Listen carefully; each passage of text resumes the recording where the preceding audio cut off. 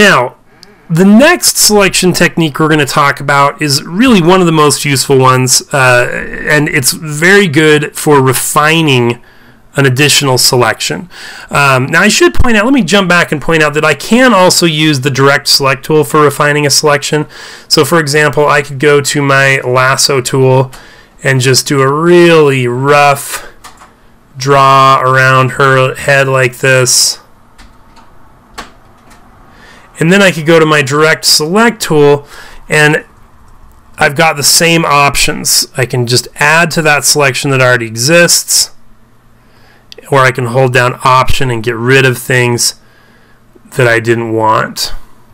Okay, so I can fine-tune these selections with other tools once I've started them. And the quick mask is a great way to do that. So with the quick mask, I've got a kind of an intro selection here, let's say, kind of a basic of what I think I'm going to do. And I'm going to now just hit Q on my keyboard.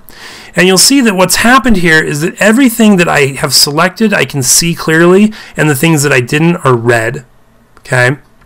Now, I'm going to use the brush tool in order to refine this selection. So I'm going to go to B for the brush tool. I'm going to make that quite a bit smaller.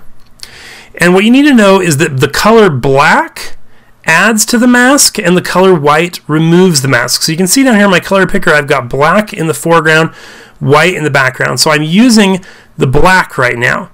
And so if I were to come here and I were to color, well, let's zoom in a bit more because I want to add the mask there. So I'm going to go to my brush and I'm working with black and I can just color there and you see how it's adding to my mask. So if I zoom in on the individual pixels, I can just color one pixel at a time if I need to get it exactly the way that I want it to be. So I'm just adding to my mask here by coloring the areas that I wanted masked that are not. Now, if there's areas that I didn't want masked that are, then I would switch to the white color. There's a keyboard shortcut for that. I just tap the letter X, and you'll see now white is in front and black is in back. And now I can come here and use the white to remove the color. So I can just remove the portions that I wanted and add the portions that I want cut out or want removed from the selection.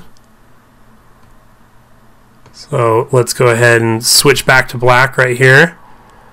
Add that in.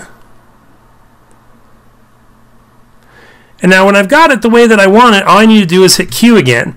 And when I hit Q again, let's go back to the zoom tool and zoom out a little bit.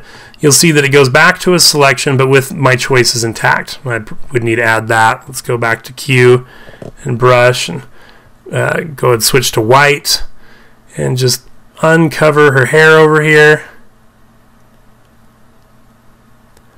Now normally when doing a refined selection you're going to be zoomed in really close, but I'm not going to worry too much about that for time's sake. But there you see I can get that selection just the way I want using the quick mask. So that's another option we have for making selections.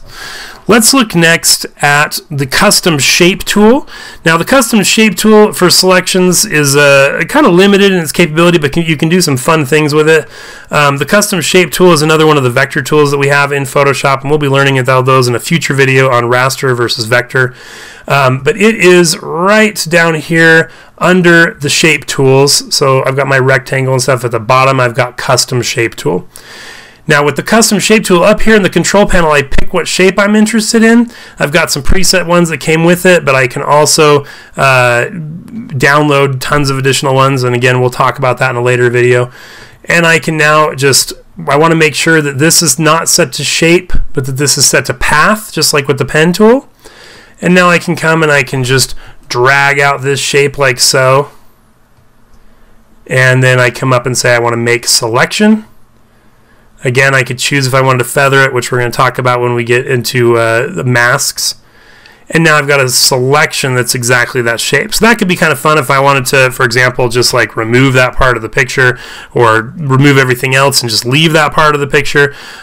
We can use that, do that using the custom shape tool.